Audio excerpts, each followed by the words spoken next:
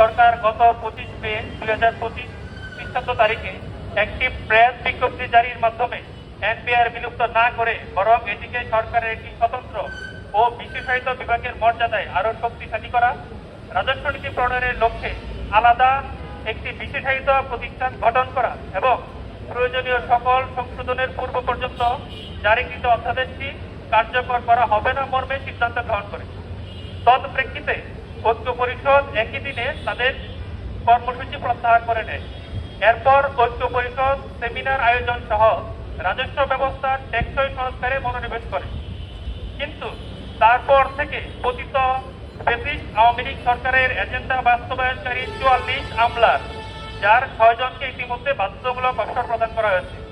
এই তালিকায় 3 নম্বরে থাকা বর্তমান এনবিআর এর চেয়ারম্যান রাজস্ব ব্যবস্থাপনা সংস্কার বাস্তবায়নে সরকারের সদিচ্ছা পদে পদে বাধাগ্রস্ত করে যে সকল কর্মকাণ্ড করেছে তার একটি সংক্ষিপ্ত ফিরিস্তি আপনাদের সামনে উপস্থাপন করছি। এনবিআর সংস্কার ঐক্য পরিষদ সংশ্লিষ্ট সকল অংশীজনদের নিয়ে তাদের পূর্ব ঘোষিত এমন এনবিআর চাই শীর্ষক সেমিনার আয়োজনের লক্ষ্যে অফিস সময়ের পর প্রস্তুতিমূলক সভা আয়োজনের জন্য পক্ষ বরাদ্দ চেয়ে প্রথমে মৌখিকভাবে ও পরে লিখিত পত্র প্রদানের পরও পক্ষ বরাদ্দ প্রদান করা হয়নি। এমনকি পক্ষ বরাদ্দ চেয়ে চিঠি তিনি ছুঁড়ে ফেলে দিয়েছেন মর্মেও জানা যায়।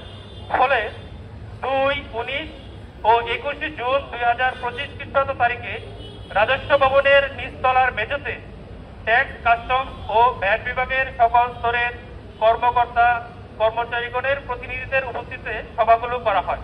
অন্যদিকে সম্পূর্ণ শান্তিপূর্ণ পরিবেশ বজায় থাকা সত্ত্বেও রাজস্ব ভবন ও পার্শ্ববর্তী এলাকায় সভা সমাবেশ নিষিদ্ধ করার ব্যবস্থা করে এক ধরনের উস্কানিমূলক পরিস্থিতি সৃষ্টি করা হয়েছে।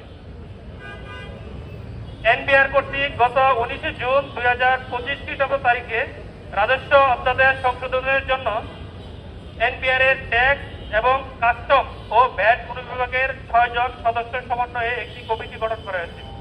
কিন্তু এই কমিটিতে এনবিআর সংস্কার ঐক্য পরিষদের কোনো প্রতিনিধিকে অন্তর্ভুক্ত করা হয়নি। এমনকি কমিটি গঠন বিষয়ে তাদের সাথে কোনরূপ আলোচনা করা হয়নি। আবার এনবিআর চেয়ারম্যান মহোদয় বিভিন্ন সভায় ও বক্তব্যে এনবিআর সংস্কার ঐক্য পরিষদের বৈধতা ও অস্তিত্ব নিয়ে প্রশ্ন তুলেছেন এবং উস্কানিমূলক বক্তব্য দিয়েছেন। যে রাজস্ব অধ্যাদেশের বিরুদ্ধে এতদিন কর্মসূচি চলেছে তা জারি হওয়ার পর যে বা যারা একে স্বাগত জানিয়ে পত্রিকায় ও ফেসবুকে বক্তব্য দিয়েছিলেন, এমন বিতর্কিত প্রশ্নবিদ্ধ ও অধ্যাদেশ সংশোধন বিরোধী মনোভাব সম্পন্ন এনবিআর এর সদস্যগণকে গঠিত কমিটিতে অন্তর্ভুক্ত করা হয়েছে।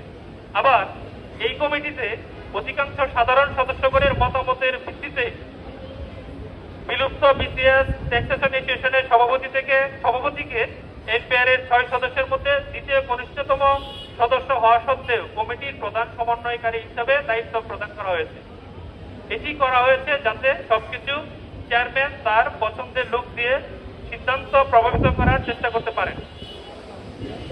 তিনি সম্প্রতি বদলি নীতিমালার তোয়াক্কা না করে আয়কর বিভাগের সিনিয়র কমিশনারকে প্রতিহিংসামূলক নিপীড়নমূলক বদলি করেছেন।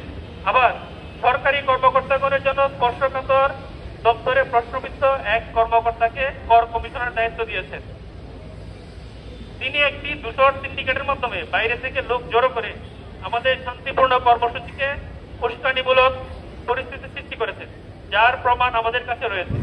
এছাড়া কর্মসূচিতে সম্পৃক্ত কর্মকর্তাগণকে ভয় ভীতি প্রদর্শন, শাস্তিও বদলির হুমকি দামকি দিচ্ছেন। এসব প্রতিহিংসামূলক কর্মকাণ্ডের কারণ স্বাভাবিক কাজের পরিবেশ বিঘ্নিত হচ্ছে, যার প্রভাব রাজস্ব আহরণেও পড়তে পারে। গত 21 ও 22 জুন 2025 খ্রিস্টাব্দ তারিখে একাধিক আদেশের মাধ্যমে রাজস্ব সংস্কার কর্মসূচির সাথে সংশ্লিষ্ট কর্মকর্তাগণকে প্রতিহিংসা ও নিপীড়নমূলক বদলি করা হয়েছে। এর মধ্যে একটি আদেশে অত্যন্ত দক্ষ ও পেশাদারি হিসাবে সুনাম রয়েছে এবং কর্মসূচিতে সম্মুখ সারি থেকে নেতৃত্ব দিয়েছেন এমন 5 জন আয়কর কর্মকর্তাগণকে ঢাকার বাইরে অপেক্ষাকৃত কম রাজস্ব সম্ভাবনাময় দপ্তরে স্ট্যান্ড রিলিজ করা হয়েছে।